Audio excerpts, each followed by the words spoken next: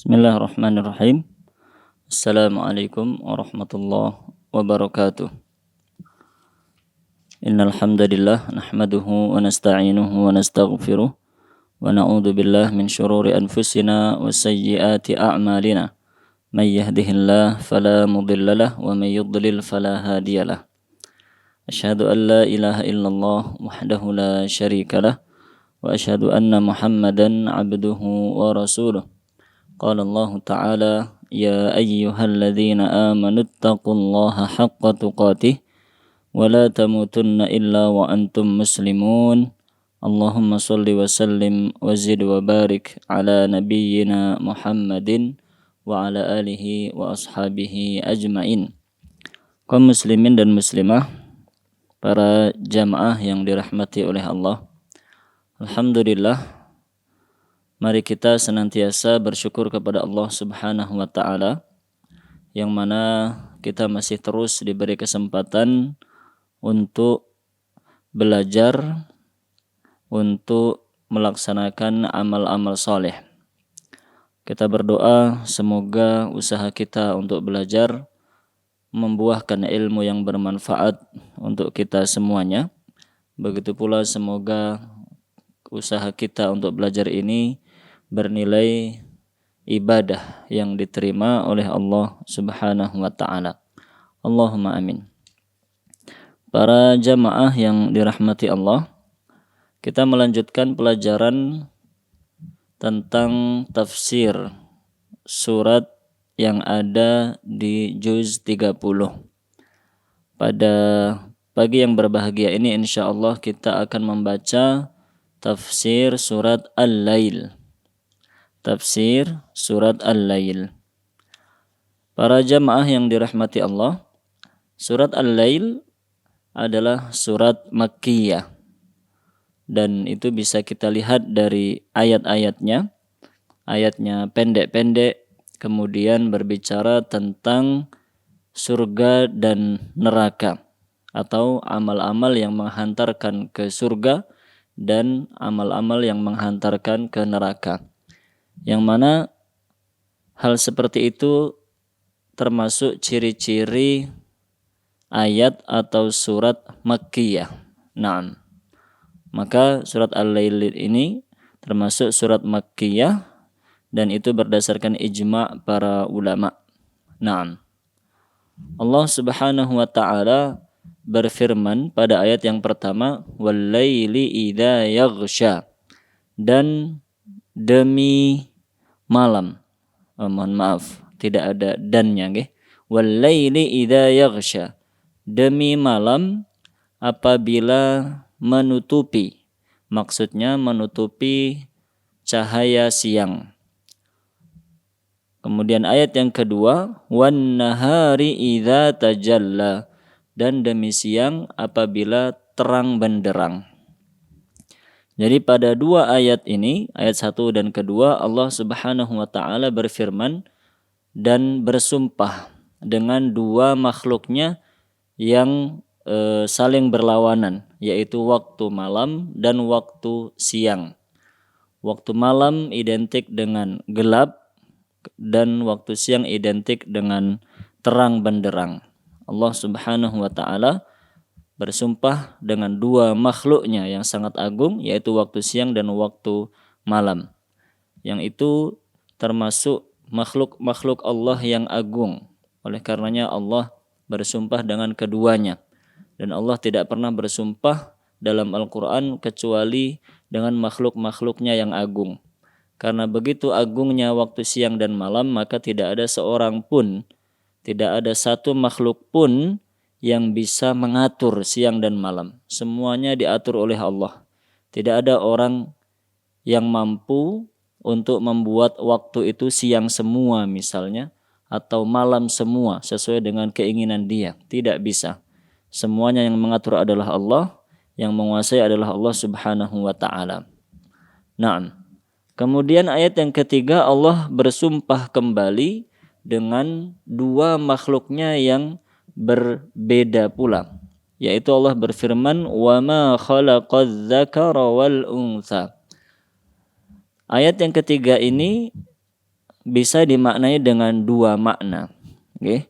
Yaitu dengan melihat jenis ma yang digunakan dalam ayat ini. Jadi ketika Allah berfirman wa tentu artinya adalah demi. Kemudian ma di sini menurut sebagian ahli tafsir dia adalah ma masdariyah. Sehingga arti ayatnya adalah dan demi penciptaan laki-laki dan wanita. Jadi Allah bersumpah dengan salah satu tanda kekuasaannya pula, yaitu Allah bersumpah dengan kuasanya untuk menciptakan dua makhluk yang berbeda. Ada makhluk berjenis laki-laki, ada makhluk berjenis perempuan. Nah, itu makna ayat jika ma dalam ayat ini adalah ma masdariyah. Ada makna kedua atau pendapat kedua yang mengatakan bahwa ma dalam ayat ini adalah ma al-mausulah. Ma al-mausulah yang kembali kepada Allah Subhanahu wa taala. Sehingga makna ayat ketiga ini berdasarkan penjelasan yang kedua adalah dan demi zat yang menciptakan laki-laki dan wanita. Berarti dengan makna kedua ini Allah Subhanahu wa taala bersumpah dengan dirinya. Naam, itulah dua pendapat yang menjelaskan makna ayat ketiga. Dan dua-duanya betul. Bisa kita katakan bahwa dalam ayat ini Allah bersumpah dengan tindakannya sendiri, dengan kuasanya sendiri, yaitu ketika Allah menciptakan makhluk yang berpasangan, makhluk yang berbeda jenis, yaitu laki-laki dan wanita. Dan itu hanya Allah Subhanahu wa taala yang mampu melakukannya. Tidak ada satu makhluk pun yang mampu melakukan sesuai dengan keinginannya. Saya ingin anak laki-laki, maka dia membuat anak laki-laki. Tidak bisa demikian. Saya ingin anak perempuan, maka akhirnya dia pun dengan sengaja menciptakan anak perempuan. Tidak bisa demikian. Semua itu diatur, dikuasai oleh Allah Subhanahu wa taala. Maka kembali Allah bersumpah di sini dengan hal-hal yang agung. Begitu pula jika kita maknai ayat ketiga dengan makna yang kedua, yaitu Allah bersumpah dengan dirinya sendiri yang mampu untuk menciptakan segala-galanya, termasuk mampu menciptakan makhluk berpasangan laki-laki dan wanita. Setelah itu Allah berfirman di ayat yang keempat, inna sa'yakum lasyatta. Inilah jawabul qasam. Naam, inilah inti yang ingin Allah sampaikan setelah membuka surat ini dengan sumpah-sumpah. Allah menyampaikan di sini sesungguhnya usaha kalian itu benar-benar berbeda, atau sesungguhnya amal kalian semua wahai umat manusia itu benar-benar berbeda. Jadi dalam 4 ayat ini para jamaah yang dirahmati oleh Allah, kita bisa melihat keindahan Al-Quran. Jika kita mentadaburinya, menghayatinya dengan baik, kita akan melihat betapa indahnya ayat-ayat Al-Quranul Karim, di mana Allah Subhanahu wa taala bersumpah dengan makhluk-makhluknya yang berbeda, yang berbeda jenis, yang tidak bisa digabungkan, yang tidak bisa dicampurkan, yaitu Allah bersumpah dengan waktu malam yang gelap gulita. Kebalikannya, Allah juga bersumpah dengan waktu siang yang terang benderang. Setelah itu Allah bersumpah dengan penciptaannya terhadap makhluk laki-laki, naam, dan sebaliknya Allah pun juga menciptakan makhluk perempuan, yang mana itu tidak bisa dicampurkan. Semuanya adalah makhluk yang berbeda-beda. Setelah itu Allah mengatakan sesungguhnya amal kalian wahai umat manusia berbeda-beda. Jadi Allah seakan-akan ingin mengabarkan kepada kita bahwa sebagaimana Allah mampu mentakdirkan waktu yang berbeda, yaitu waktu siang dan malam, begitu pula sebagaimana Allah mampu menciptakan makhluk yang berbeda, laki-laki dan wanita, begitu pula Allah mampu menciptakan amal umat manusia berbeda-beda. Naam, Allah lah yang menciptakan manusia dan Allah yang menciptakan amal perbuatan mereka. Allah yang menuntun mereka menuju ke jalan hidupnya masing-masing. Maka Allah Subhanahu wa taala di sini menunjukkan kuasanya kepada kita. agar kita bisa memahami dan mengimani dengan baik bahwa kalau Allah mampu menciptakan waktu yang berbeda, makhluk dengan jenis yang berbeda, begitu pula Allah pun mampu menciptakan amal kita berbeda-beda. Nah, ada orang yang ditakdirkan oleh Allah menjadi orang-orang yang beramal saleh. Itu bukan karena dia hebat, tapi karena memang Allah yang menunjukkan kepadanya, memudahkan kepadanya untuk beramal saleh. Naam, begitu pula ada orang yang ditakdirkan oleh Allah untuk menjadi orang kufur. Itu pun berdasarkan takdir dan hikmah dan keadilan Allah Subhanahu wa taala. Allah memang menciptakan orang itu untuk dijadikan sebagai orang kafir. Naam, itu bukan karena Allah zalim kepadanya, namun begitulah hikmah dan kebijaksanaan Allah Subhanahu wa taala. Begitu pula ada orang yang amalnya bercampur aduk. Ada orang yang kadang-kadang soleh, kadang-kadang maksiat. Ada orang kadang-kadang dekat kepada Allah, kadang-kadang lalai dan lupa dari Allah Subhanahu wa taala. Itu pun berdasarkan takdir dari Allah Subhanahu wa taala. Nah, oleh karenanya ayat kelima dan seterusnya Allah memperinci amal-amal umat manusia. Allah berfirman di ayat yang kelima, فَأَمَّا مَنْ أَعْطَى وَاتَّقَى. Maka adapun orang yang memberikan, maksudnya orang yang membelanjakan hartanya di jalan Allah. Naam, wattaqa, dan dia bertakwa kepada Allah. Naam, jadi orang ini melakukan dua hal. Hal pertama yang dia lakukan adalah dia beramal. Beramal dengan hartanya. Dia belanjakan harta itu di jalan Allah Subhanahu wa taala. Naam, dia membelanjakannya sesuai dengan perintah-perintah Allah. Dia tahu ada kewajiban zakat, maka dia pun menunaikan kewajibannya. Dia tahu disunahkan untuk bersedekah, dia pun bersedekah. Dia tahu disunahkan untuk berwakaf, dia pun berwakaf. Begitu seterusnya. Dia memberikan harta yang dia miliki seperti yang diperintahkan oleh Allah Subhanahu wa taala. Begitu pula nikmat-nikmat yang Allah berikan kepadanya berupa nikmat yang lain. Nikmat ilmu misalnya, dia berikan ilmu itu, dia ajarkan ilmu itu seperti yang diperintahkan oleh Allah dan Rasulullah sallallahu alaihi wasallam. Dia memberikan apa yang diberikan Allah kepadanya, dia berikan kepada orang lain, dia berbagi dengan nikmat yang dia miliki. Begitu pula sebaliknya, wattaqa, dia itu bertakwa, maksudnya dia menjauhi larangan-larangan Allah. Selain dia beramal, dia pun menjauhi hal-hal yang dilarang oleh Allah Subhanahu wa taala. Baik yang bersifat haram dan jelas-jelas sesuatu yang haram harus ditinggalkan, begitu pula yang bersifat makruh. Maka hamba ini beramal dengan cara demikian. Dia beramal dengan segala nikmat yang dia miliki sesuai dengan perintah Allah, dia pun menjauhi hal-hal yang dilarang oleh Allah Subhanahu wa taala. Kemudian amal yang ketiga, wasaddaqa bil husna, dan dia membenarkan, maksudnya dia mempercayai, dia mengimani, dia meyakini al-husna. Dia mempercayai al-husna. Ini amal hamba tersebut, ini amal ketiga hamba tersebut.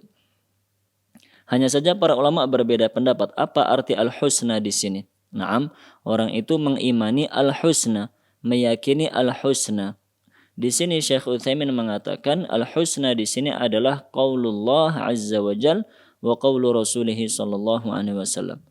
Al-husna artinya adalah firman Allah Subhanahu wa taala dan sabda-sabda Rasulullah sallallahu alaihi wasallam. Jadi amal ketiga hamba ini adalah dia mengimani, dia meyakini seluruh yang Allah firmankan dalam Al-Qur'an, dan dia pun mengimani segala yang disabdakan oleh Rasulullah sallallahu alaihi wasallam tanpa ragu sedikit pun.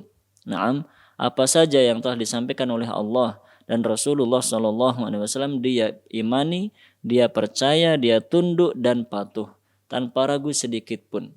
Walaupun kadang-kadang yang ada dalam Quran dan hadis bisa jadi tidak masuk akal. Naam, seperti Ya'juj dan Ma'juj misalnya. Allah mengabarkan dalam Al-Quran, Rasulullah SAW mengabarkan dalam hadis akan muncul Ya'juj dan Ma'juj. Dan mereka itu adalah umat manusia, bukan jin. Mereka juga bukan dari misalnya binatang, bukan. Mereka itu bangsa manusia dan sudah ada, hanya saja mereka dikurung.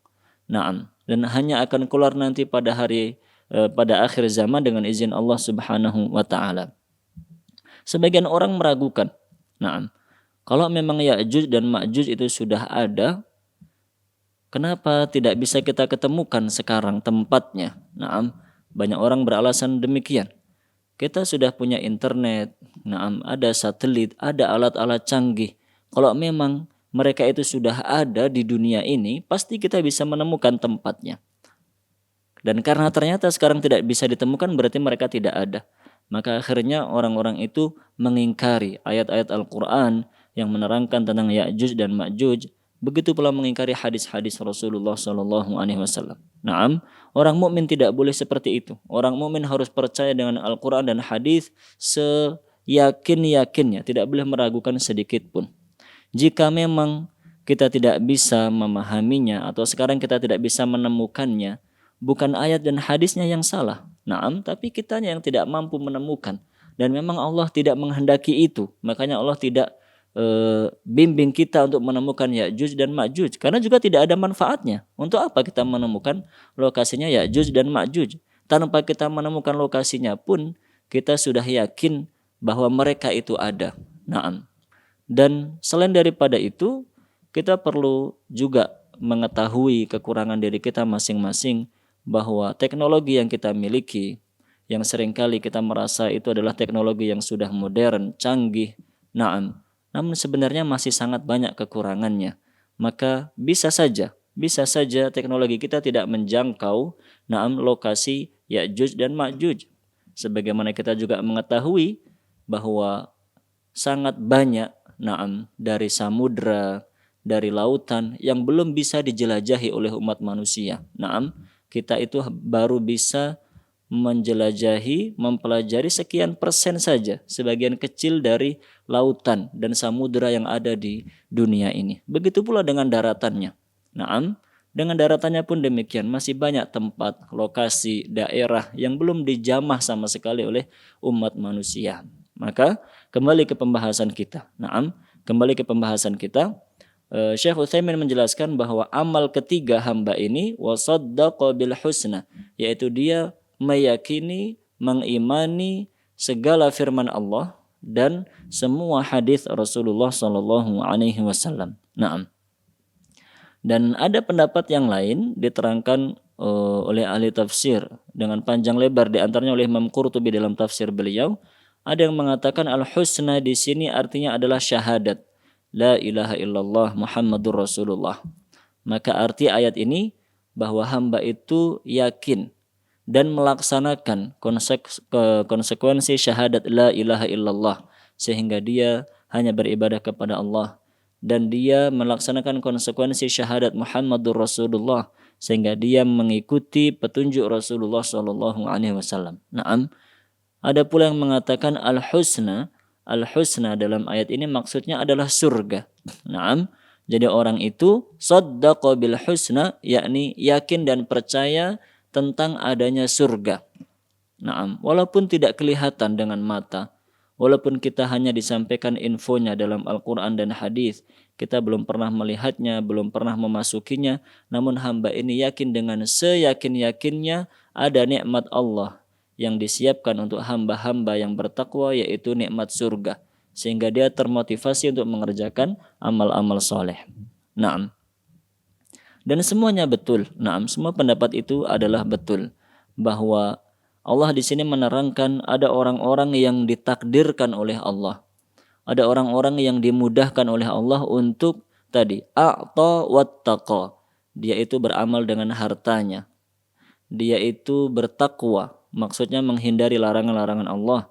Begitu pula dia itu saddaqa bil husna, mengimani segala firman Allah dan sabda Rasulullah sallallahu alaihi wasallam, mengimani surga. Naam, maka akhirnya hamba seperti ini fasanuyassiruhu lil yusra, maka kami akan memudahkannya menuju al yusra, menuju kemudahan-kemudahan yang lainnya, kemudahan untuk beramal soleh yang lain, atau kami mudahkan dia menuju surga. Naam. Jadi Allah Subhanahu wa taala di sini mengabarkan para jamaah yang dirahmati oleh Allah bahwa barang siapa memiliki 3 sifat tadi, dia itu beramal dengan hartanya, dia itu bertakwa kepada Allah, dan dia itu mengimani segala ayat dan hadis Rasulullah Shallallahu Alaihi Wasallam, maka Allah akan memudahkan baginya menuju al-yusra, menuju surga, menuju kebaikan. Maka dari sini kita simpulkan bahwa seorang hamba itu semakin dia bertakwa kepada Allah, maka dia semakin mudah urusannya. Naam. Hamba itu semakin dia bertakwa kepada Allah, maka urusan dunianya semakin mudah. Dan insya Allah urusan akhiratnya pun akan mudah. Hal tersebut Allah Subhanahu wa ta'ala firmankan dalam surat At-Talaq ayat keempat. Wa may yattaqillah yaj'al lahu min amrihi yusra.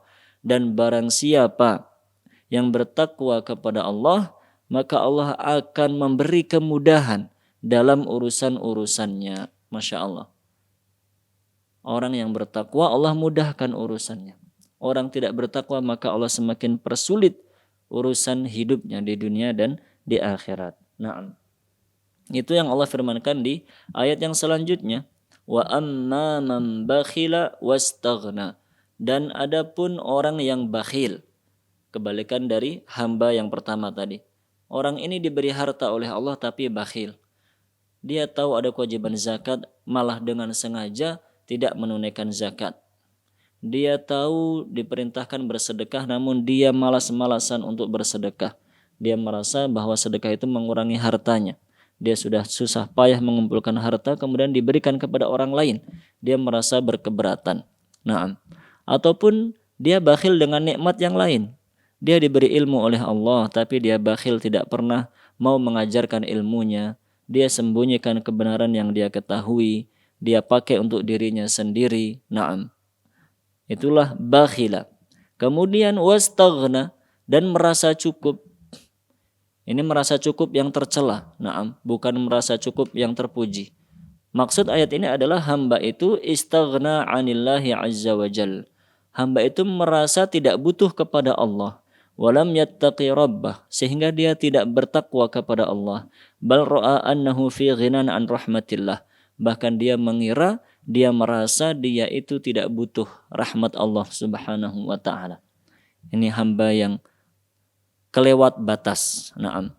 Dan ini banyak. Naam. Wastaghna. Hamba-hamba yang merasa tidak butuh kepada Allah. Orang-orang yang diberi kekuatan fisik. Dia merasa fisiknya kuat karena dia rajin olahraga, dia rajin menjaga kesehatan, menjaga pola makan, menjaga pola istirahat. Makanya badannya sehat. Dia tidak butuh kepada Allah. Naam. Dia merasa dengan dia itu berolahraga terus-menerus, naam, maka dia akan sehat dengan otomatis.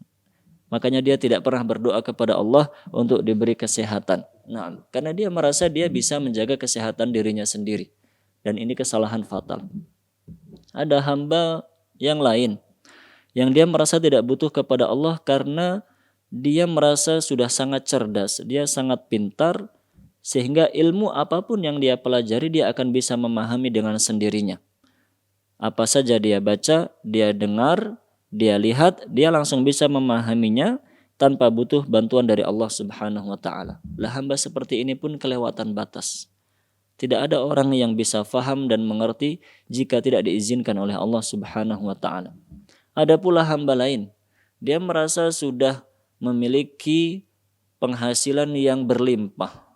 Dia memiliki bidang usaha yang alhamdulillah sangat laris, sangat lancar, besar, naam, dan menghasilkan harta yang sangat banyak. Maka dia tidak lagi merasa butuh kepada Allah, akhirnya tidak pernah berdoa meminta kecukupan, tidak pernah berdoa meminta supaya dilindungi dari keburukan.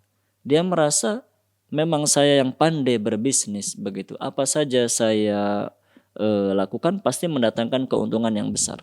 Lah hamba seperti ini pun banyak dan bisa jadi kita di antaranya. Maka kita harus bertaubat kepada Allah Subhanahu wa ta'ala. Kita tidak boleh wastaghna, merasa tidak butuh kepada Allah. Kita harus mengingat bahwa kita itu makhluk ciptaan Allah. Naam. Dulunya kita hanyalah setetes air mani yang kotor. Naam. Jika dulu Allah tidak mentakdirkan kita menjadi manusia, maka kita sekarang tidak ada. Kemudian Allah pun memberi rizki kepada kita ketika kita berada di alam rahim. Ketika masih berwujud segumpal darah, segumpal daging, dan bayi yang sangat lemah. Ketika itu Allah yang memberi kemudahan agar kita mendapatkan kecukupan, akhirnya kita bisa tumbuh di dalam rahim ibu kita. Kemudian kita dilahirkan oleh ibunda kita yang tercinta dengan keadaan selamat, walhamdulillah. Jika bukan karena pertolongan Allah, kita tidak akan selamat dalam proses persalinan itu.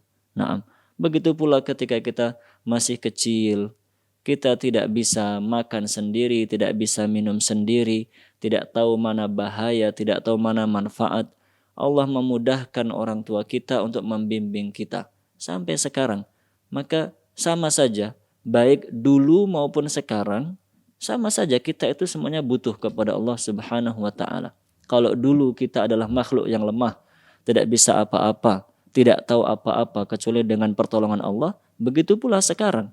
Kita itu makhluk yang lemah, tidak punya apa-apa, tidak bisa apa-apa kecuali dengan pertolongan Allah Subhanahu wa taala.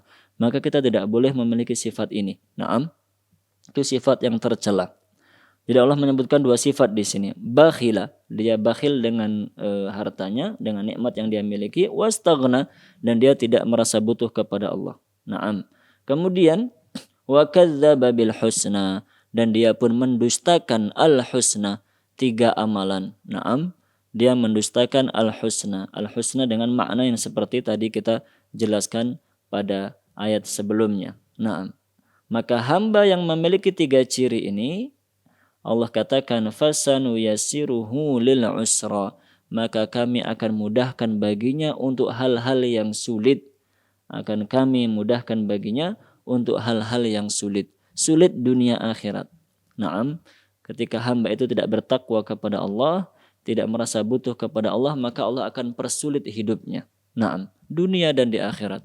Sulit dari segi ekonomi, sulit dari segi kesehatan, sulit dari segi keluarga. Naam.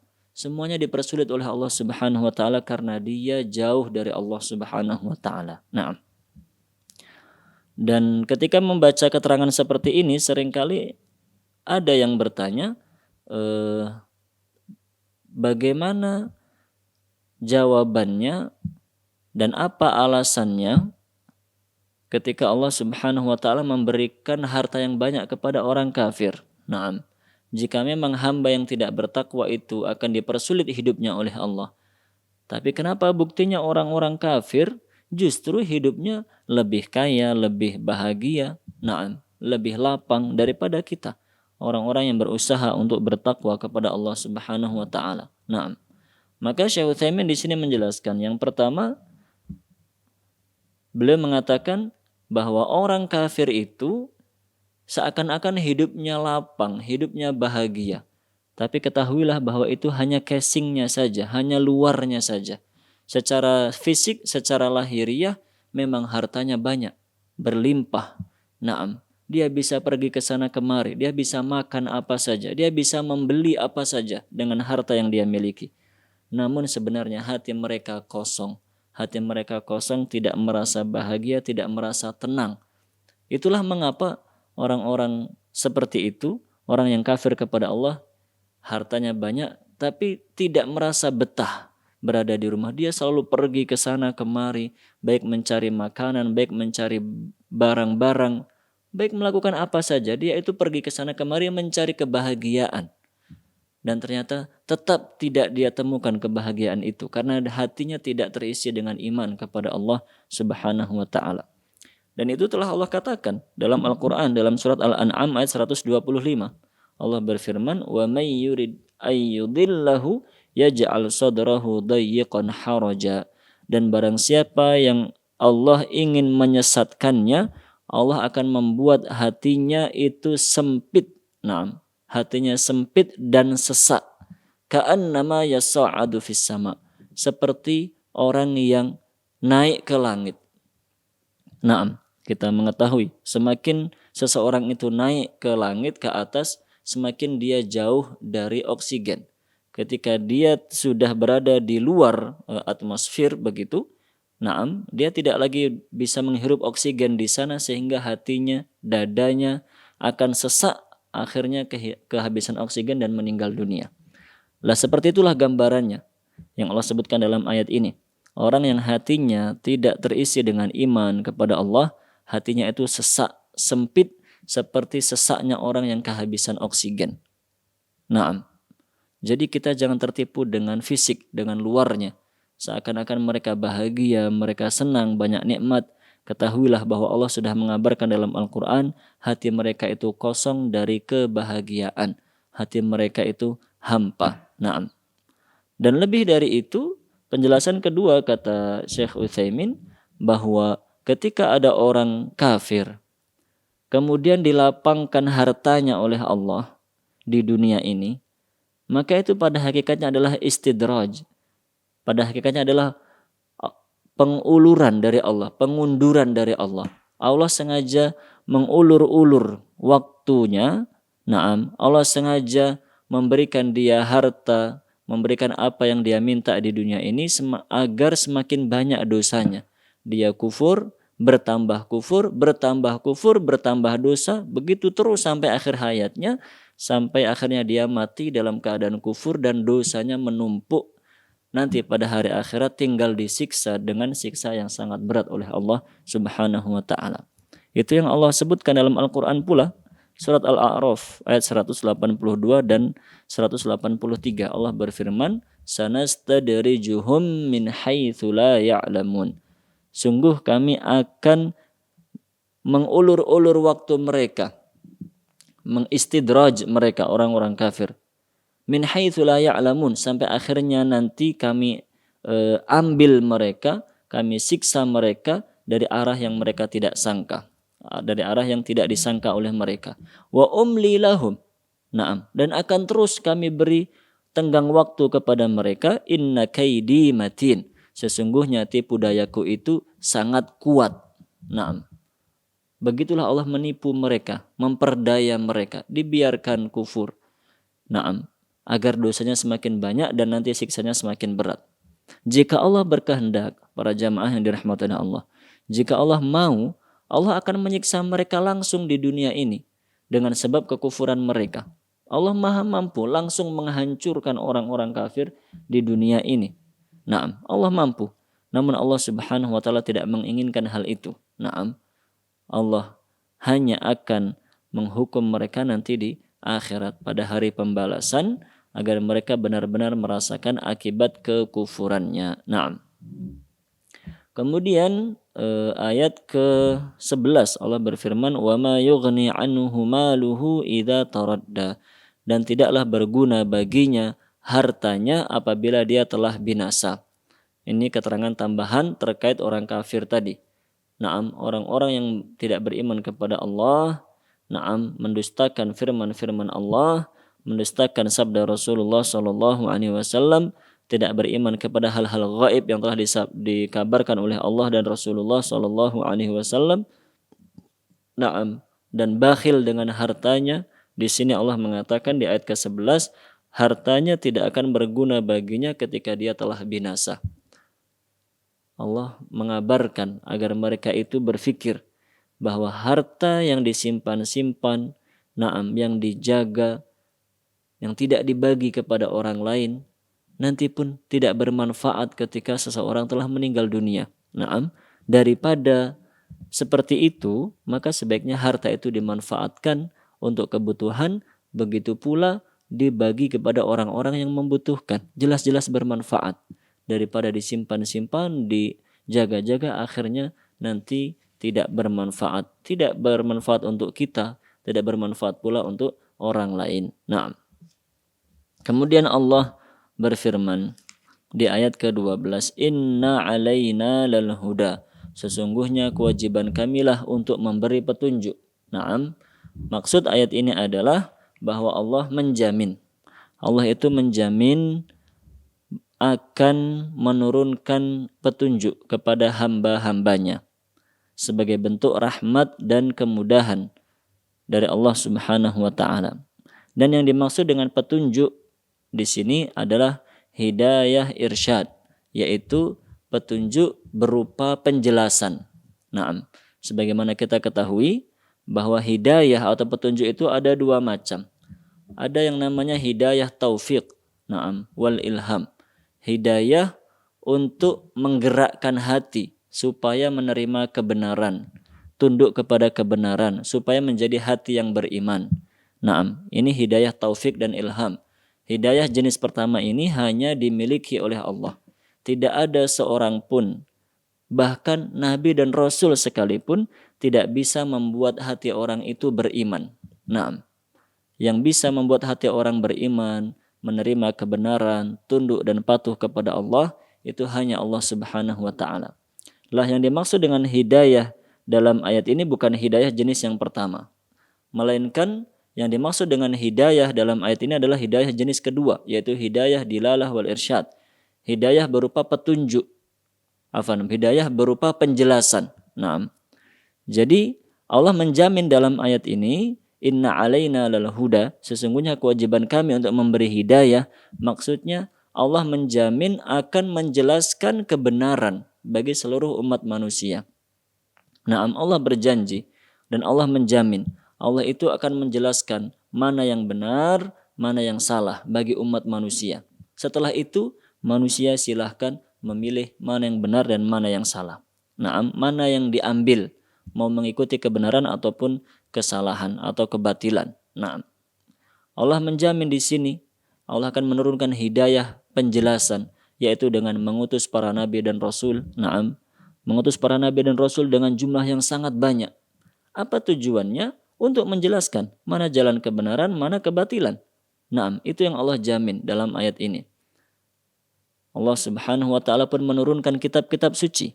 Apa tujuannya? Menjelaskan mana kebenaran, mana kebatilan. Setelah itu, umat manusia dipersilahkan memilih sendiri mau mengikuti kebenaran atau kebatilan. Oleh karena itu, para jamaah yang dirahmati oleh Allah, kita dapati bahwa dalam Al-Quran maupun hadis penjelasan yang sangat gamblang dan sangat-sangat lengkap, sangat sempurna, bahkan bukan hanya lengkap tapi sempurna. Dalam Al-Quran dan hadis itu semua penjelasan sudah sempurna. Nah, baik yang terkait dengan akidah, Allah sudah menjelaskan semuanya baik dalam Quran maupun hadis. Akidah, keyakinan kita terkait dengan iman kepada Allah, sudah Allah terangkan. Allah itu seperti apa sifat-sifatnya, apa saja nama-namanya. Naam, bagaimana cara kita beriman kepada Allah, sudah Allah terangkan dengan jelas. Begitu pula dengan rukun-rukun iman yang lain, iman kepada malaikat, kepada para nabi dan rasul, kepada kitab suci, kepada hari kiamat, kepada takdir buruk dan baik. Semuanya telah Allah jelaskan dalam Al-Quran. Naam. Karena Allah telah menjamin bahwa Allah itu akan memberi hidayah dalalah wal irsyad. Naam. Seperti disebutkan dalam ayat ini. Begitu pula para jamaah yang dirahmati Allah, jika kita melihat Quran dan hadis, kita dapati penjelasan sangat sempurna terkait dengan ibadah. Mana ibadah yang diperintahkan, baik ibadah fisik maupun ibadah lisan maupun ibadah dengan harta. Naam, semuanya diterangkan oleh Allah dan Rasulullah SAW. Maka kewajiban kita tinggal mengamalkan saja, karena penjelasannya sudah sempurna. Begitu pula terkait dengan akhlak, naam, budi pekerti, naam, mana hal-hal yang termasuk akhlakul karimah, mana hal-hal yang termasuk akhlak tercela, semua itu sudah diterangkan oleh Allah dan Rasulullah SAW dengan sempurna, dengan mendetail. Naam, tinggal umat manusia saja memilih mana yang akan diambil dan dipilihnya. Naam, begitu pula terkait dengan hal-hal yang harus ditinggalkan. Nah, larangan-larangan Allah sudah sangat jelas dalam Al-Quran dan hadis. Itulah bentuk Allah Subhanahu wa taala menepati janjinya dalam ayat ini. Inna alaina lal huda. Sesungguhnya kewajiban kami memberikan petunjuk, yaitu penjelasan. Naam. Oleh karenanya ketika Rasulullah SAW meninggal dunia, itu menunjukkan bahwa petunjuk yang ingin Allah berikan kepada kita sudah sempurna, sudah paripurna. Kewajiban kita tinggal mengikuti petunjuk Rasulullah SAW. Oleh karenanya kita tidak boleh melakukan perbuatan bid'ah. Naam, Allah mengatakan akan memberi petunjuk. Mana petunjuknya? Semua dalam Quran dan hadis. Maka itulah yang kita amalkan, kita yakini. Naam, tidak perlu menambahi, tidak perlu mengurangi. Kewajiban kita hanya mempelajari, naam, kemudian mengamalkan. Dan jika mampu mengajarkan ilmu yang kita miliki. Naam, tidak perlu mencari, membuat yang baru, berinovasi, macam-macam. Amalkan saja yang diajarkan oleh Allah dan Rasulullah Sallallahu Alaihi Wasallam. Naam. Kemudian Allah berfirman, wa inna lana lal akhirata wal ula. Dan sesungguhnya milik kamilah kehidupan akhirat dan kehidupan yang pertama. Maksudnya milik Allah, yaitu kekuasaan Allah. Sesungguhnya dalam kekuasaan kamilah kehidupan dunia dan kehidupan akhirat. Masya Allah. Allah menegaskan bahwa Allah yang berkuasa di dunia dan di akhirat. Tidak ada yang melebihi kekuasaan Allah Subhanahu wa ta'ala. Naam. Fa'andartukum naran taladda. Maka aku peringatkan kalian dari api yang menyala-nyala. Allah memperingatkan kita agar kita takut adanya neraka, yang neraka itu taladda, menyala-nyala. La yaslaha illal ashqa. Tidak ada yang memasukinya kecuali orang-orang yang paling sengsara, yaitu orang-orang yang telah ditakdirkan oleh Allah menjadi orang-orang yang sengsara. Naam. Siapa orang yang sengsara dan menjadi ahli neraka tersebut? Alladzi kadzdzaba wa tawalla, yaitu orang-orang yang mendustakan kabar berita dari Allah, wa tawalla, dan lari atau berpaling dari perintah-perintah Allah Subhanahu wa ta'ala. Para jamaah yang dirahmati oleh Allah, dalam ayat ini Allah menyebutkan dua sifat. Dua sifatnya al-ashqa. Al-ashqa, orang yang paling sengsara, orang yang paling buruk kehidupan dunia dan akhiratnya, bahkan dia akan menjadi ahli neraka nanti. Apa dua sifatnya? Yaitu kadzdzaba. Pertama, dia mendustakan. Artinya terkait dengan kabar dan berita. Orang itu mendustakan berita, kabar yang disampaikan Allah dan Rasulullah Shallallahu Alaihi Wasallam. Misalnya dia disampaikan bahwa nanti ada kebangkitan setelah kematian. Orang ini kadzdzaba, mendustakan, tidak percaya, mengingkari. Naam, tidak mungkin ada kebangkitan. Naam, kapan, di mana, bagaimana caranya dibangkitkan? Sudah mati, sudah jadi tanah, sudah hancur, bagaimana bisa dibangkitkan? Itu namanya kadzdzaba. Orang ini mengingkari, tidak beriman. Itu sifat yang sangat tercela. Seperti juga kita contohkan tadi, ketika disampaikan info ada Ya'juj dan Ma'juj, orang ini kadzdzaba, mendustakan, tidak percaya. Ada juga diterangkan tentang surga dan neraka. Di dalam surga nikmatnya demikian, demikian, demikian. Dia mengingkari, tidak mungkin. Bagaimana di surga ada nikmat seperti itu? Naam. Dan seterusnya. Dia kadzdzaba, mengingkari, naam, kufur terhadap berita-berita yang disampaikan dalam Al-Quran dan hadis. Begitu pula sifat keduanya wa tawalla. Orang itu berpaling. Tawalla itu berkaitan dengan perintah. Maksudnya ketika dia diperintah, dia malah meninggalkan perintah itu. Diperintahkan sholat, tidak mengerjakan sholat. Diperintahkan berpuasa, tidak berpuasa. Diperintahkan menjaga aurat, tidak menjaga aurat. Diperintahkan memakan yang halal, malah memakan yang haram. Naam, itu tawalla. Jadi dua sifat ini sangat tercela. Mendustakan, mengingkari berita Quran dan hadis. Kemudian yang kedua, melanggar perintah-perintah Allah, melanggar larangan-larangan Allah Subhanahu wa ta'ala. Nah, itulah dua sifat tercela yang menghantarkan orang itu masuk ke dalam neraka. Semoga kita dimudahkan oleh Allah untuk menjauhi sifat tercela tersebut. Ayat ke-17 Allah berfirman, wasayujannabuhal atqa, dan akan dijauhkan dari neraka itu orang-orang yang paling bertakwa. Nah, jadi Allah mengabarkan yang akan selamat dari neraka adalah hamba-hamba yang bertakwa.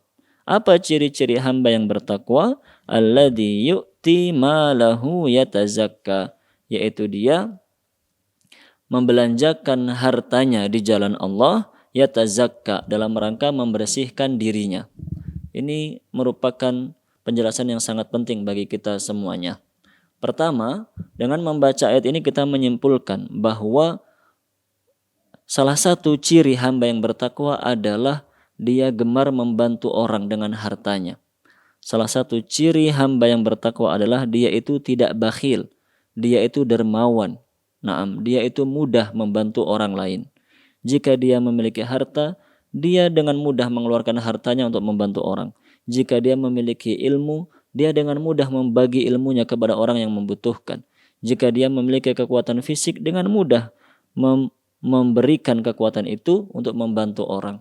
Jika dia memiliki jabatan, pangkat, dia akan berusaha agar jabatan dan pangkatnya itu bisa membuat orang semakin mudah hidupnya, mempermudah urusan orang dengan jabatan dia. Naam, itulah ciri-ciri atau di antara ciri hamba yang bertakwa. Naam. Alladzi yu'ti malahu. Kemudian yatazakka. Dari sini kita simpulkan bahwa ketika seseorang itu membelanjakan hartanya di jalan Allah, pada hakikatnya dia sedang membersihkan dirinya sendiri. Artinya dia yang untung. Kita bersedekah misalnya puluhan ribu, ratusan ribu, atau bahkan jutaan rupiah. Sebenarnya yang paling untung bukan orang yang menerima sedekah itu. Yang paling untung pertama kali adalah kita sendiri. Karena dengan bersedekah itu Allah membersihkan harta kita, membersihkan dosa-dosa kita. Naam. Maka hal seperti ini harus kita fahami para jamaah yang dirahmati Allah. Dan Allah di sini mengatakan yu'ti malahu yatazakka, sebagai penjelasan tentang ciri-ciri hamba yang bertakwa. Naam. Ada keterangan yang sangat bagus dari Syekh Utsaimin rahimahullah ta'ala tentang ayat ini. Beliau mengatakan firman Allah alladzi yu'ti malahu yatazakka yufidu, ini menjelaskan annahu la yubazzir wa la yabkhal. Hamba ini bukan hamba yang menyia-nyiakan hartanya. Bukan hamba yang menghambur-hamburkan atau membuang-buang hartanya. Wala yabkhal, tidak pula bakhil dengan hartanya. Wa innama yu'til mala ala wajhin yakunu bihi tazkiyah. Melainkan dia mengeluarkan hartanya yang dengan itu dia membersihkan hartanya. Maksudnya begini kata Syekh Utsaimin. Jadi alladzi yu'ti malahu yatazakka itu orang yang bersikap proporsional. Naam. Jadi ketika dia diberi harta oleh Allah, dia bukan termasuk orang yang menghambur-hamburkan harta. Dipakai untuk hal-hal yang sia-sia atau bahkan untuk hal yang sifatnya maksiat dan dosa wal'iyadzubillah. Naam, tidak begitu. Dia bukan orang yang menghambur-hamburkan harta, tidak. Begitu pula dia tidak orang yang sebaliknya. Dia bukan orang yang bakhil, kikir, pelit, yang sama sekali tidak membantu orang lain. Ataupun jika membantu sangat sedikit, sudah begitu dia ungkit-ungkit terus. Naam. Tidak ke kanan, tidak pula ke kiri. Orang ini berada di tengah-tengah. Naam. Jadi dia membelanjakan hartanya secara baik. Tentunya sebelumnya dia mencukupi keluarganya dulu. Naam. Dan dia tidak membuang-buang harta itu, tidak bakhil kepada orang lain. Itulah yang Allah firmankan dalam surat Al-Furqan ayat 67, walladzina idza anfaqu lam yusrifu wa lam yaqturu. Termasuk ciri-ciri ibadur rahman adalah orang-orang yang jika berinfak mereka tidak berlebihan, tidak pula kikir. Kalau infak tidak berlebihan artinya bukan semua hartanya dikeluarkan, kemudian dia kelaparan dan meminta-minta, tidak seperti itu. Walam yaqturu, mereka pun juga ketika berinfak tidak bakhil, tidak terlalu sedikit, tidak begitu. Namun wa kana baina dzalika qawama, dan dia itu berada di tengah-tengah antara dua hal tersebut. Naam, itulah di antara ciri hamba yang bertakwa yang akan dijauhkan dari siksa neraka oleh Allah Subhanahu wa taala. Wa ma li ahadin indahu min ni'matin tujza, dan tidaklah ada seorang pun yang memiliki jasa yang harus dibalas olehnya. Maksudnya hamba bertakwa tadi, dia berderma, dia memberikan hartanya kepada orang lain bukan dalam rangka untuk membalas kebaikan. Naam. Jadi dia bukan orang yang hanya baik kepada orang yang pernah baik kepadanya. Bukan begitu. Hamba yang bertakwa itu memberikan kepada siapa saja yang membutuhkan. Nah, berbagi kepada siapa saja yang membutuhkan. Tidak dipilah-pilah. Okay. Oh, orang ini pernah memberi saya, sekarang saya tak memberi. Berarti dia memberi hanya dalam rangka untuk membalas kebaikan. Bukan dengan niat tulus untuk bersedekah. Nah, oh, orang ini tidak pernah membantu, maka tidak diberi olehnya. Berarti hamba ini kurang bertakwa kepada Allah. Ketika berbagi dia masih memilih-milih, membeda-bedakan siapa yang akan diberi sedekah olehnya. Naam. Illa batigha'a wajhi rabbihil a'la. Melainkan hanya untuk mencari wajah Rabbnya yang paling tinggi. Maksudnya dia bersedekah murni ikhlas untuk Allah Subhanahu wa taala, wala saufa yarda, dan sungguh kelak dia akan merasa puas. Maksudnya karena dia beramal ikhlas untuk Allah Subhanahu wa taala, maka nanti di akhirat pun Allah akan membalasnya dengan nikmat yang sangat banyak sehingga dia merasa puas dengan nikmat-nikmat yang diberikan oleh Allah Subhanahu wa taala. Naam. Para jamaah yang dirahmati oleh Allah, demikian kajian kita tentang surat Al-Lail. Semoga menjadi ilmu yang bermanfaat untuk kita semuanya. Sebelum kami akhiri, kami ringkaskan inti dari pembahasan surat Al-Lail. Intinya Allah Subhanahu wa taala dalam ayat ini mengabarkan bahwa Allah itu dengan penuh kebijaksanaan dan dengan penuh keadilannya mentakdirkan amal umat manusia itu berbeda-beda. Ada orang yang ditakdirkan menjadi hamba yang soleh, ada orang ditakdirkan menjadi hamba yang ahli maksiat. Semua Allah takdirkan sesuai dengan hikmah dan keadilan Allah. Allah sama sekali tidak zalim. Karena Allah yang menciptakan kita semua. Maka terserah Allah, kita mau ditunjukkan dan mau dikelompokkan dalam kelompok yang mana. Terserah Allah. Dan masing-masing kelompok ini akan diberi balasan oleh Allah. Hamba-hamba yang bertakwa diberi balasan dengan surga. Dan hamba yang bertakwa ini dia akan terus dimudahkan untuk mengerjakan amal-amal kebaikan sampai akhirnya masuk ke dalam surga. Sebaliknya hamba-hamba yang sudah ditakdirkan menjadi orang ahli neraka, maka dia akan terus dimudahkan, terus dijerumuskan ke dalam perbuatan-perbuatan dosa sehingga dia pun nanti dimasukkan ke dalam neraka, wal'iyadzubillah min dzalik. Dan sekali lagi semua itu atas dasar keadilan dan hikmah dari Allah Subhanahu wa taala. Sekali lagi karena Allah yang menciptakan kita. Maka terserah Allah mau memilih siapa ahli surga, siapa ahli neraka, itu semua adalah takdir Allah dan keadilan Allah. Kewajiban kita apa? Kewajiban kita hanya berusaha, beramal soleh, mendekatkan diri kepada Allah, agar dengan itu kita termasuk hamba-hamba yang ditakdirkan menuju surga. Naam. Dan kewajiban kita menjauhi larangan-larangan Allah, agar dengan itu kita bisa terbebas dari neraka, bisa selamat dari neraka nanti di akhirat. Naam. Kaum muslimin dan muslimah, para jamaah yang dirahmati oleh Allah, demikian kajian kita. Semoga menjadi ilmu yang bermanfaat. Atas sangat banyak kekurangan, mohon maaf yang sebesar-besarnya. Saya akhiri dengan doa kafaratul majlis. Subhanakallahumma wa bihamdik, asyhadu an la ilaha illa ant, astaghfiruka wa atubu ilaik. Sallallahu ala nabiyyina Muhammad wa ala alihi wa sahbihi ajma'in. Thumma assalamu alaikum warahmatullahi wabarakatuh.